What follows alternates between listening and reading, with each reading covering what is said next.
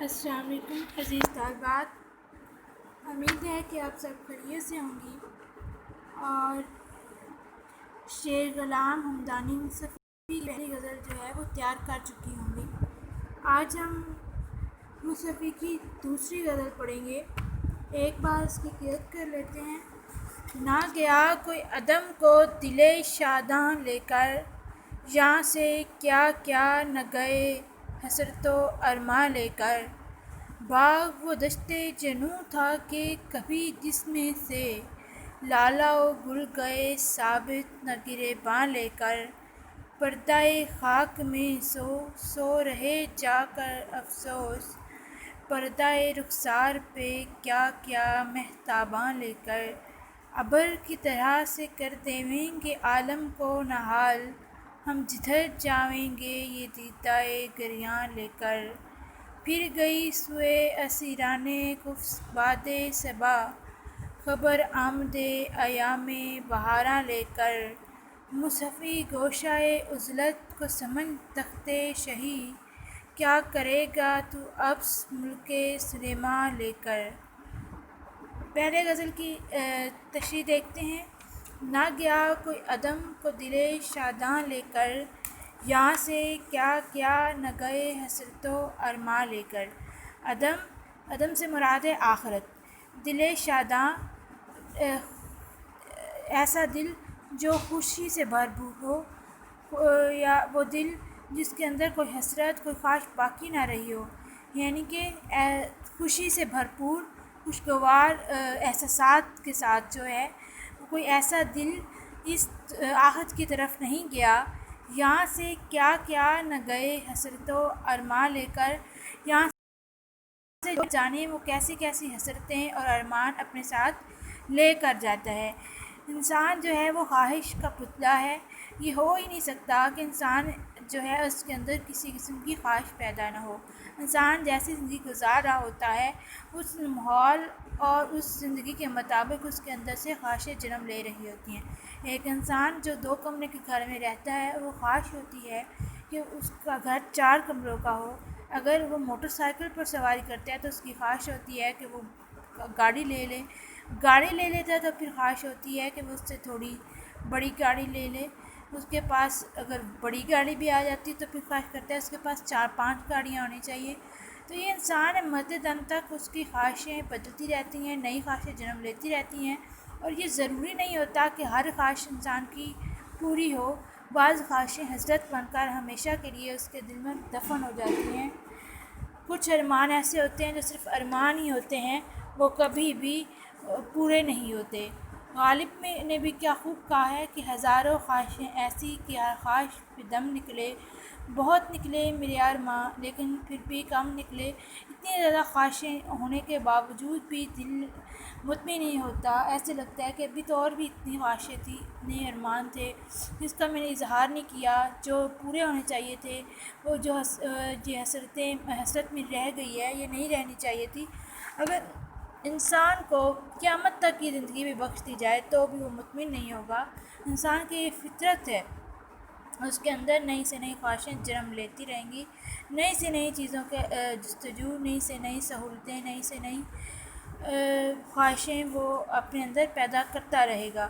کبھی بھی کوئی بھی انسان جو ہے وہ مطمئن اور شاداں و فرحاں اس دنیا سے رخصت نہیں ہوا، سوائے وہ لوگ جو اللہ تعالیٰ کے ولی ہیں، جن کے لیے سب سے بڑی خواہش اور سب سے بڑی تمنا یہی ہوتی ہے کہ وہ اللہ تعالیٰ سے ملاقات کریں، اللہ تعالیٰ سے گفتگو کریں، اور ان کو معلوم ہوتا ہے کہ وہ مرنے کے بعد عدم کا سفر اختیار کرنے کے بعد ہی اپنی اس خواہش کو پوری کر سکیں گے۔ اس لیے وہ ایک خواہش بھی ہوتی ہے جو اپنے ساتھ لے کر جاتے ہیں، لیکن کوئی بھی انسان جو ہے خواہش کے بغیر نہیں ہوتا۔ کوئی بھی انسان ایسا نہیں ہوتا جو خواہش کے بغیر جو ہے وہ زندہ رہے یا اپنے ساتھ بے شمار حسرتیں اور ارمان لے کر نہ جائے۔ یعنی کوئی بھی ایسا انسان جس نے ساری زندگی خواہشیں کی اور پھر خواہشیں پوری ہوتی رہی ہوں۔ بہت خوش قسمت سے خوش قسمت ترین انسان کی بھی بہت سی خواہشیں ایسی ہوتی ہیں جو حسرت بن چکی ہوتی ہیں، اور وہ حسرتیں جو ہیں اس کے ساتھ زیر زمین چلی جاتی ہیں، قبر میں چلی جاتی ہیں۔ باغ و دشت جنوں تھا کہ کبھی جس میں سے، لالا گل گئے ثابت نہ گریباں لے کر۔ اب یہ جو شعر ہے، اس شعر میں استعارے کا بہت خوبصورت استعمال ہوا ہے۔ باغ، سیدھے لفظوں میں تو یہی بن رہا ہے کہ باغ وہ دشت جنون تھا، مطلب وہ ایک ایسا جنون کی جگہ، پاگل پن کا وہ جگہ جہاں پہ لوگ پاگل پن کے بعد وہ بیابان جگہ، ویران جگہ جہاں پہ لوگ پاگل پن کے بعد چلے جاتے ہیں، باغ پاگلوں کی ایسی جگہ تھی جہاں پر لالا گل گئے ثابت نہ گریباں لے کر، کہ مطلب اس باغ میں جو بھی پھول جو ہے وہ اگا، لالا گل سرخ پھول مراد ہیں، خوبصورت پھول مراد ہیں، کوئی بھی پھول ایسا نہیں تھا جو اس باغ میں اگا اور اپنا گریباں چاک کیے بغیر گیا ہو۔ اب یہ ایک تو اس میں استعارہ ہے، صنعت حسن تلیل ہے۔ صنعت حسن تلیل اس طرح سے کہ ہر باغ میں پھول اگتا ہے اور وہ پھول جو ہے وہ کھلتا ہے، تو یہاں پر پھول کے کھلنے کو گریباں کے چاک ہونا یا گریباں کے پھٹنا مراد لیا گیا، اور یہ استعارہ بھی ہے۔ باغ جو ہے وہ دنیا کا استعارہ ہے، اور وہ دشت جنون تھا کہ کبھی جس میں، اب باغ جو دنیا کا استعارہ بھی ہے، باغ کو اس نے دشت جنون بھی کہا ہے۔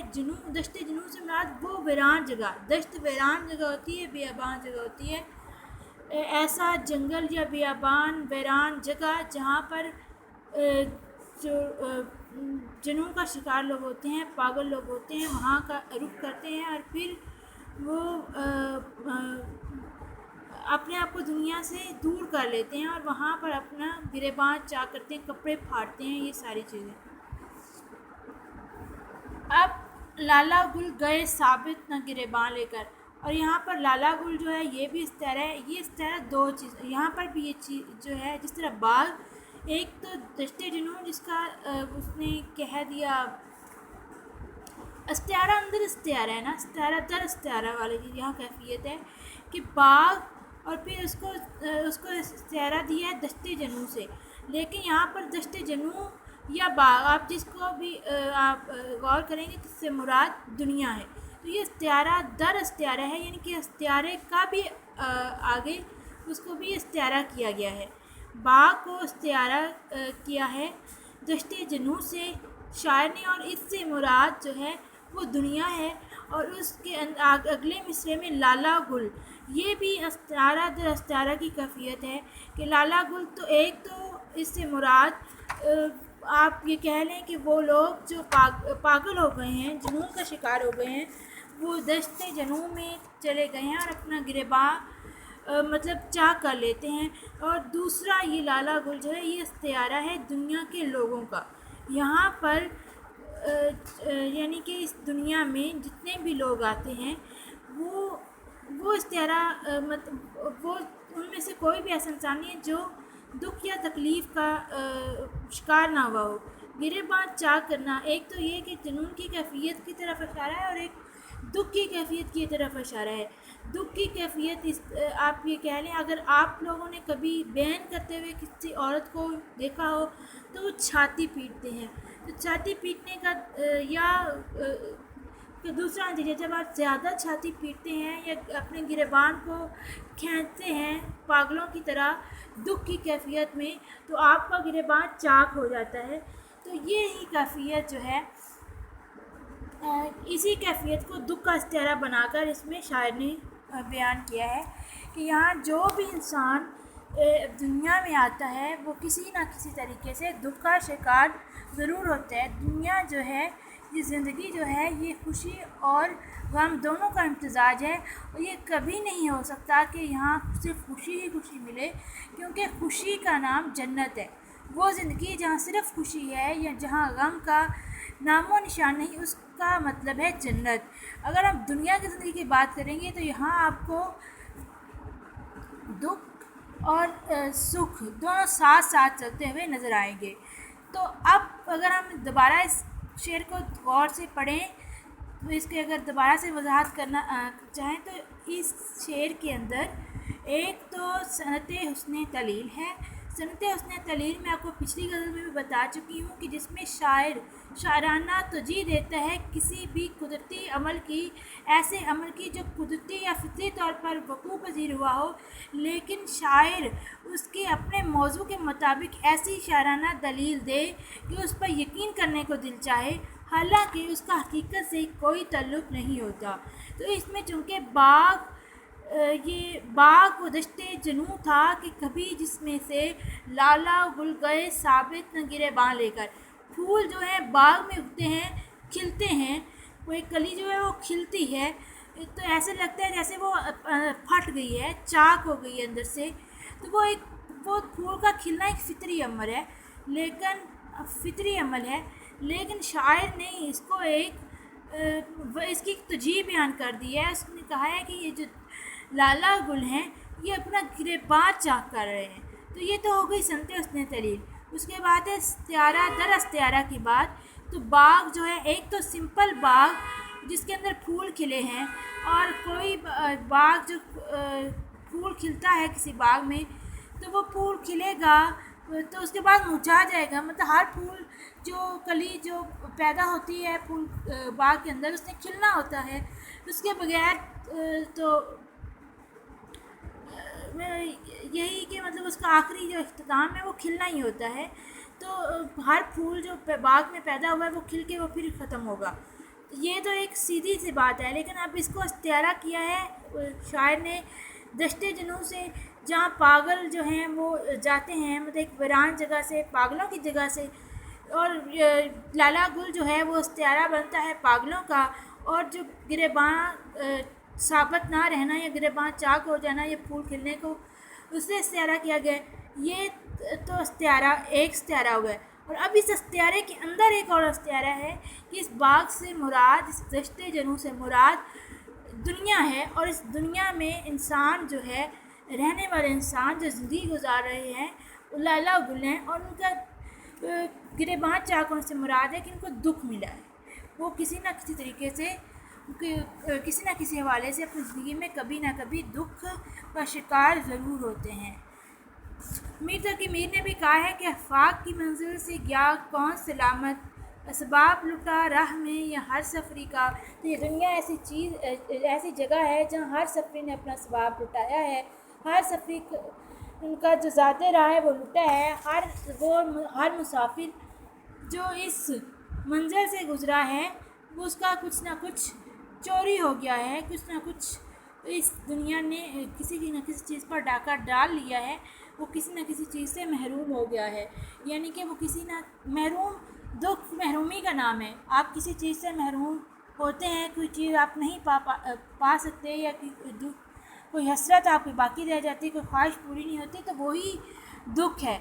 और ये जो दुनिया है, ये दुनिया की जो मंजिल है आपके अंदर के इन सुखों को ख़त्म कर देती है, आपके अंदर की ख्वाहिशों और तमन्नाओं के पूरे होने में रुकावट डाल देती है।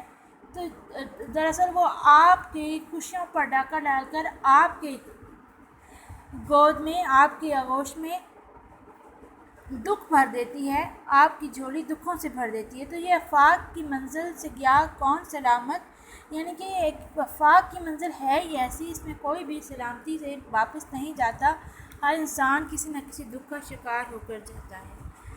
इसके बाद है पर्दाए खाक में सो रहे जाकर अफसोस, पर्दाए रुखसार पे क्या क्या मेहताबा लेकर। ये भी बहुत खूबसूरत शेर है। इसमें पर्दाए खाक और पर्दाए रुखसार दो तरकीबें इस्तेमाल हुई हैं और बहुत खूबसूरत तरकीबें हैं, पर्दाए खाक और पर्दाए रुखसार। अब पर्दाए खाक मिट्टी का पर्दा में सो रहे जाकर अफसोस, यहाँ ये इस तरकीब से मुराद, पर्दाए खाक से मुराद है कब्र, यानी कब्र का मिट्टी का पर्दा मुराद ये है कि ज़मीन के नीचे चले जाना। तो यहाँ पर पता नहीं अफसोस के कौन कौन लोग जो हैं वो पर्दाए खाक में या कब्र में जाकर सो रहे हैं। पर्दाए रुखसार पे क्या क्या मेहताबा लेकर, मेहताबा चमकता हुआ चाँद, और पर्दाए रुखसार चेहरा, रुखसार हम जो है चेहरे यानी कि गाल को कहते हैं, रुखसार को कहते हैं, चेहरे के लिए ये लफ्ज़ बोलते हैं। تو یہ انسان کے جو چہرہ ہے یہ چمکتا ہوا چاند ہے. تو یعنی کہ خوبصورت لوگ پردہ رخسار پہ کیا کیا مہتاباں لے کر کہ کتنی خوبصورتی تھی، کتنے خوبصورت لوگ تھے، کتنے خوبصورت چہرے والے لوگ تھے جو پردہ خاک میں جا کر سو گئے ہیں. تو یہ مراد یہاں پر دنیا کی بے ثباتی، انسان کی بے ثباتی، انسان نے بالآخر فنا ہو جانا ہے، ختم ہو جانا ہے، اس دنیا سے رخصت ہو جانا ہے، یہ مراد ہے. اور شاعر جو ہے ایک ناصحانہ انداز ہے، لوگ کہہ رہے ہیں کہ آپ لوگ جو اس دنیا میں دل لگا کر بیٹھے ہیں، آپ لوگ نہیں جانتے کہ اس دنیا سے کیا کیا صورتیں غائب ہو گئی ہیں، کیا کیا کتنے کتنے خوبصورت لوگ تھے جو اس دنیا سے رخصت ہو گئے ہیں. تو اس لیے آپ کو کس بات کا غرور ہے؟ آپ کو غرور نہیں کرنا چاہیے. جتنے بھی خوبصورت لوگ تھے، جتنے امیر لوگ تھے، جتنے بادشاہ لوگ تھے، سب بالآخر جو ہے وہ پردہ خاک کے نیچے چلے گئے ہیں، سو گئے ہیں. کہیں بھی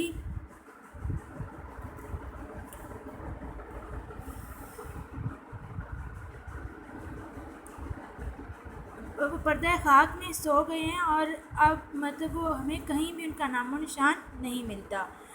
تو اس کے حوالے سے آپ مطلب یہ دیکھیں ناصر کاظمی کے ہاں بھی ہمیں اس طرح کے ملتے ہیں، چونکہ وہ ہجرت کے زمانے کے شاعر ہیں. تو لوگ اس ہجرت کے دوران بہت سے بچھڑے تھے، شہید ہو گئے تھے.